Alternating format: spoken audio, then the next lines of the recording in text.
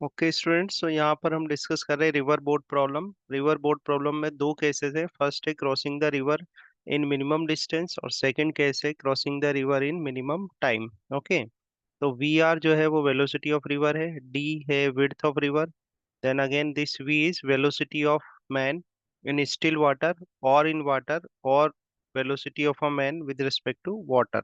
VM यहाँ पर है resultant velocity of a man और बोट। अब देखो, इसको यहाँ से इसको क्रॉस करना है, तो क्रॉस करना है ना, अगर मिनिमम डिस्टेंस में A to B just opposite end पे जाना है, तो इसकी जो रिजल्टेंट वेलोसिटी है वो रिजल्टेंट वेलोसिटी कैसे आनी चाहिए? इस डायरेक्शन में ही आनी चाहिए। जो रिजल्टेंट वेलोसिटी है वीएम वो इस डायरेक्शन में आनी चाहिए, तभी ये जो है मिनिमम डिस्टेंस में इसको क्रॉस कर पाएगा। पर यहाँ पर हमारे पास दो वेलोसिटीज और हैं। पहली वेलोसिटी है जो है velocity of a man in still water. ठीक है, तो मान लेते हैं कि जो मैन है वो कुछ इस तरह से अपना इसको क्रॉस करने के लिए इस डायरेक्शन में अपना मोशन या स्विमिंग जो है वो स्टार्ट करता है इस तरीके से। तो ये हमारे पास v वेलोसिटी हो जाएगी, जो कि क्या होगा? Velocity of a man in still water. Now river flow हो रही है हमारी, लेट्स से कि जो रिवर है वो लेफ्ट टू राइट कुछ इस तरह से ये डायरेक्शन में रिवर फ्लो हो रही है। ठीक है, तो ये वी आर हो जाएगा। ठीक है ना। अब इस v और वी आर का जो रिजल्टेंट है वो आएगा ये वीएम। और वीएम कैसे आ रहा है? बिल्कुल इस डायरेक्शन में ए टू बी की तरफ आ रहा है। ठीक है, तो यहाँ पर अगर हम बात करें कि कितने टाइम में ये क्रॉस कर लेगा, है ना, अगर ये बात करें कि भाई कितने टाइम में ये क्रॉस कर लेगा, तो टी इज इक्वल टू हम क्या लिख सकते हैं? देखो, speed is equal to distance upon time होता है, तो यहाँ पर क्या आ जाएगा? डिस्टेंस और डिवाइड बाय स्पीड आएगी। अब स्पीड कौन सी आएगी? ये वीएम वाली। ठीक है, क्योंकि इसको ए टू बी जाना है ना डायरेक्ट, ए टू बी सीधे जाना है, तो सीधे कौन सी वेलोसिटी आ रही है? वीएम आ रही है, तो यहाँ पर वीएम आ जाएगा। ठीक है, तो ऐसे करके टाइम आ जाएगा, है ना। अभी आगे देखते हैं, मान लो कि ये यहाँ से थीटा एंगल पे इसने अपनी स्विमिंग स्टार्ट करी थी। ठीक है ना, जो इसकी स्टिल वाटर में जो इसकी वेलोसिटी थी वो वी थी, तो इसने जो अपनी स्विमिंग स्टार्ट करी यहाँ से वो कितने एंगल पर स्टार्ट करी? थीटा पे। तो इस हिसाब से जो ये वाला कंपोनेंट आएगा, है ना, ये जो आई कैन से कि भाई हॉरिजॉन्टल वाला जो कंपोनेंट दिख रहा है, ये तो क्या आ जाएगा? वी कॉस थीटा आ जाएगा। और ये जो वर्टिकल कंपोनेंट है ऊपर वाला, ये क्या आ जाएगा? वी साइन थीटा आ जाएगा। ठीक है ना। तो अभी देखो यहाँ पर क्या होगा, ये जो वी आर वेलोसिटी है, जो रिवर की वेलोसिटी है, रिवर की वेलोसिटी कैसी है? लेफ्ट टू राइट है। ठीक है, तो ये वी आर जो है ना, वी आर किसके इक्वल होना चाहिए? V R should be equal to V cos theta. अच्छा, ये सब क्यों कर रहे हैं हम? ये इसलिए कर रहे हैं कि भाई जो इन सब का जो रिजल्टेंट आए ना, वो जो रिजल्टेंट वेलोसिटी आए वो सीधी ए से बी की तरफ ही आए, इसलिए ये सब हो रहा है ना। तो वी आर जो है वो किसके इक्वल होना चाहिए? V R should be equal to V cos theta.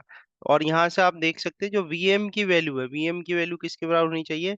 We sine theta के बराबर होनी चाहिए। ठीक है, तो जैसे ही आपको क्वेश्चन आएगा, अगर आपको ये नॉलेज है जो मैंने अभी यहाँ पर जो आपको एक्सप्लेन किया है, अगर ये सारा आपको ध्यान है, तो फिर बाकी तो वैल्यूज रखनी है और सॉल्व करना है आपको प्रॉब्लम। ठीक है, चलो अब सेकंड देख लेते हैं। सेकंड केस जो है हमारे पास वो है कि crossing the river in minimum time. ठीक है ना, तो मिनिमम टाइम में अगर उसको रिवर क्रॉस करनी है, और तो वो स्विमिंग मान लो इस तरह से स्टार्ट करता है ये डायरेक्शन में। ठीक है, तो ये वी वेलोसिटी है इसकी, वी वेलोसिटी से उसने अपनी स्विमिंग जो है वो स्टार्ट करी यहाँ से। पर हो क्या रहा है कि रिवर भी फ्लो हो रही है। और रिवर कैसे फ्लो हो रही है? लेफ्ट टू राइट मान लेता हूँ, इस तरह से रिवर फ्लो की डायरेक्शन है। ठीक है, रिवर फ्लो की ये डायरेक्शन है, ये वी आर है। तो अब इन दोनों का जो रिजल्टेंट होगा, तो रिजल्टेंट वेलोसिटी हमारे पास क्या आ जाएगी? वीएम आ जाएगी। और वीएम कुछ इस तरीके से आएगा, ये डायरेक्शन आ जाएगी, जो कि किसकी डायरेक्शन होगी? वीएम की डायरेक्शन होगी। अब इस डायरेक्शन वो पर्सन जाएगा तो देखो बी नहीं पहुंच पाएगा, वो बी की जगह कहाँ पहुंच जाएगा? सी पे पहुंच जाएगा। अब बी की जगह जब वो सी पे पहुंच गया, तो ये जो बी सी है ना, इसी को क्या बोलते हैं? ड्रिफ्ट कहते हैं। ये जो बी पर जाना चाहिए था उसको, पर कहाँ पहुंच गया? वो सी पर पहुंच गया, तो उसको कहते हैं ड्रिफ्ट। तो देखो, जब मिनिमम डिस्टेंस वाली बात होगी तो उसमें ड्रिफ्ट नहीं आएगी, वो सीधे ए से बी पर ही पहुंच जाएगा। ठीक है ना। पर जब मिनिमम टाइम वाली बात आएगी तो वहां पर ड्रिफ्ट भी आ जाएगा। ठीक बात आ रही है समझ में? तो अगर इसमें टाइम निकाला जाए कि भाई मिनिमम टाइम हमें निकालना है, तो देखो speed is equal to, again speed is equal to distance upon time है। तो डिस्टेंस तो क्या होगा? ये विड्थ हो गई डी। ठीक है, और स्पीड कौन सी लोगे इसमें से? तो देखो ये वी वाली स्पीड लेनी है अपन को, है ना, ये इधर से इधर क्रॉस करना है ना इसको। ठीक है, तो कौन सी वाली स्पीड लोगे आप? वी। तो ये वी स्पीड यहाँ आ जाएगी। आगे बात समझ में? नेक्स्ट चीज है, आपसे इसमें ड्रिफ्ट भी पूछ लेते हैं। तो ड्रिफ्ट जो कॉज हो रही है वो किसकी वजह से हो रही है? वी आर की वजह से। ड्रिफ्ट जो कॉज हो रही है वो किसकी वजह से कॉज हो रही है? वी आर की वजह से कॉज हो रही है।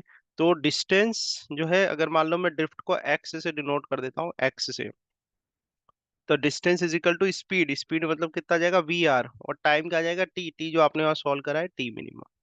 ठीक है।